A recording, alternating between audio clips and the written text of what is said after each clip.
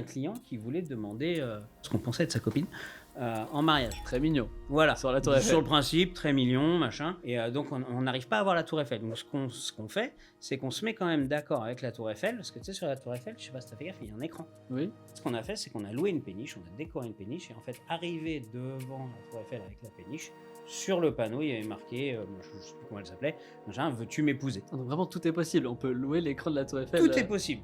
Et ça a tellement été possible qu'elle a dit non. Devant toi, t'étais là.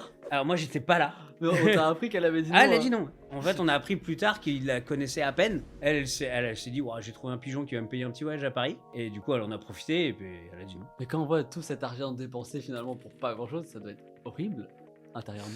Ou tu t'en Ouais, rends bah pas après, compte de cet argent, il va à l'argent. des gens. Oui. Donc bon, l'un dans l'autre. Rien n'est jamais trop cher s'il y a des gens pour le payer. Oui, non, oui, c'est vrai. Donc, oui, sur le principe, c'est débile.